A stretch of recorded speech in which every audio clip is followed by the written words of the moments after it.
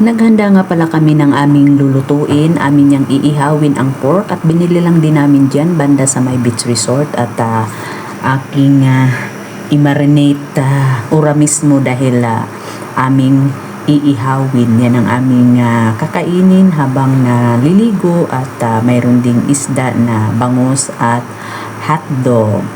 So dyan po guys ay may bayad ang pag-ihaw.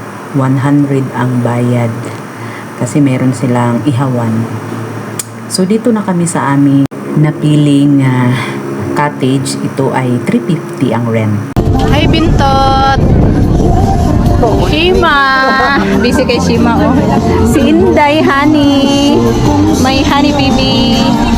Si Kaka. Kaka is present. Muna yung mong handa, birthday ni Shima. Happy birthday, Shima. It's my birthday! Ayaw nga pala si Honey. Advance. Malapit sa'yo mo. 29. Oy, happy birthday. Oh, namin sinugba, namin kaso lang si Inday di mo ko baboy. Itlog ra iya, itlog. Yes, itlog, Itlog ni sa Kaka. Tapos may inihaw, tapos may kuha naman ni kangkong.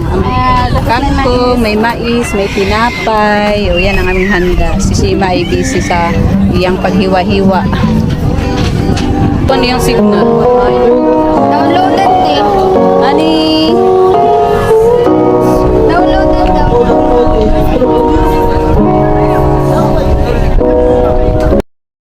Andito nga pala kami sa Mabwa Beach Resort. So maliligo kami ni Kaka.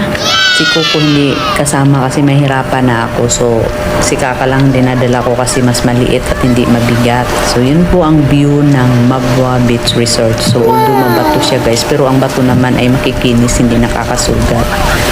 So yan si Kaka, na-enjoy talaga niya ang aming pasyal dyan kasi bihira lang silang nakakalabas sa bahay. So ayan, magdadive na si Kaka. Ayan na, lalangoy na kami ni Kaka. Buti pa si Kaka kay marunong lumangoy. Ang inahan ay hindi marunong lumangoy. So ayan, takot siya sa alon, although maalon.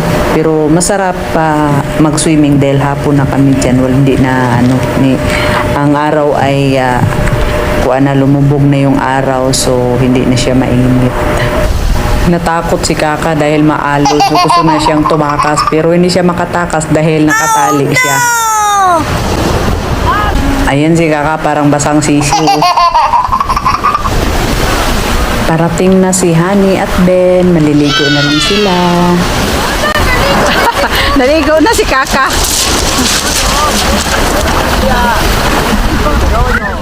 Ayan si Honey, ang birthday girl. Malapit na. Ang daming naliligo guys dahil Sunday yan at brown out ng tinaw. So tumakas yung mga tao sa brown out. So kami din, tumakas din kami para makarelax. Kasi kung mag-stay sa bahay, mainit. So mas maigi na lang mag-beach dahil mahangin at makaligo.